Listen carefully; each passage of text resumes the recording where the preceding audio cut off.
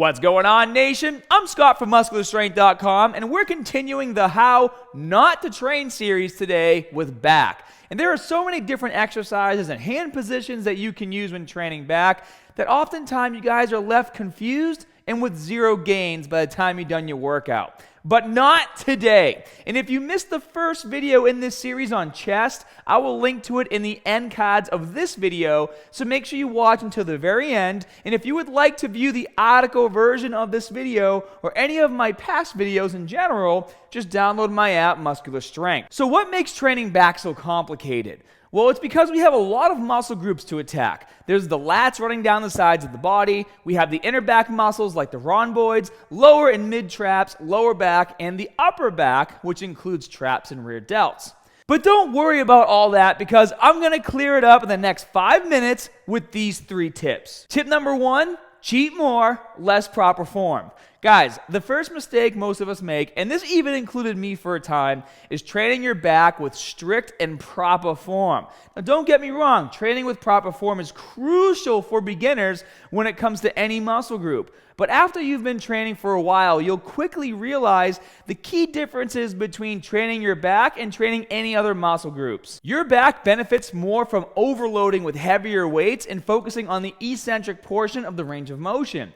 And this is because the range of motion for most back movements is rather sketchy if you think about it. Pull-ups, T-bar rows, underhand rows, reverse flies, you name it. As the weight gets heavier, you'll have more and more trouble pulling it close to your body.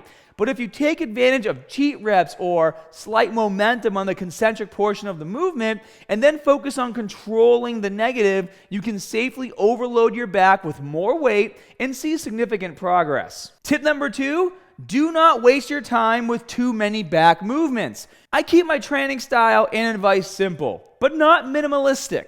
Guys, you don't need to perform every single back exercise you know to grow your back. Yes, the back is a complicated group of muscles, but that doesn't mean you have to bombard it from every angle known in existence. A typical workout I see in the gym is 3 sets of 8 to 10 reps of pull-ups, then chin-ups, then neutral grip pull-ups, and then like 5 different row variations switching hand position and grip. It sounds like a 3-hour workout from hell to me. But guys, when you're natural, at some point, you're just beating a dead horse. It's too much work. So we're going to focus on just 3 exercises that give you the most bang for your buck, covering the entire back, its basic functions, and for each exercise, you're going to perform 10 sets of 8 to 10 reps, which will also allow you to measure progress over time. Exercise number 1 is going to be a weighted pull-up. Exercise number 2 is going to be a T-bar row, and then exercise number 3 is going to be a face pull. And that's it, guys. Those 3 exercises, 10 sets of 8 to 10 reps, lifting as heavy as you possibly can on every single set, and then even using a bit of cheating or momentum when it starts to get too heavy to do full range of motion as you increase the weight. Now, I know it looks too simple, but that's because you've been brainwashed. You need to understand that whether you choose the pull-up, chin-up, lat pull-down, or any similar movement, you're training the same muscles in almost the same way. Now, I'm not saying that you should choose just one exercise and keep doing it forever, but you certainly shouldn't be jumping from exercise to exercise, wasting time in your ability to increase weight and measure real progress. And now, before we get to that final tip, if you enjoy my content, show your support by clicking subscribe and turn on video notifications so you never miss a new video upload, especially if you want to see more follow-along workouts. And the final tip, stop obsessing with gripping super wide. Okay. So how many of you have been told that gripping the bar wide will help you grow your lats wider? Serious question, guys. Grip wider to grow a wide V-taper, right? Absolutely not. This is ridiculous and potentially dangerous advice.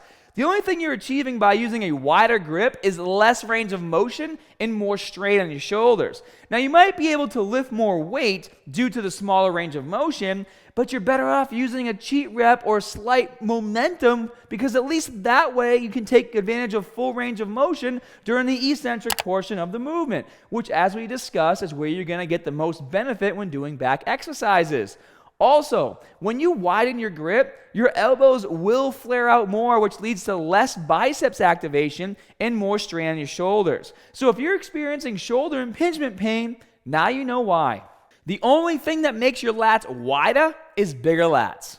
So which muscle group do you guys want to see me cover next? Legs, biceps, triceps? Leave a comment below. And in the meantime, if you haven't checked out my newest 12-week program, Full Body Evolution, now available on my website, muscularstrength.com and app, you can check it out for free when you join my community as a platinum member. Just use the code FREEFITNESS when making your profile, or if you're already a gold member, just log in and use the code when you upgrade.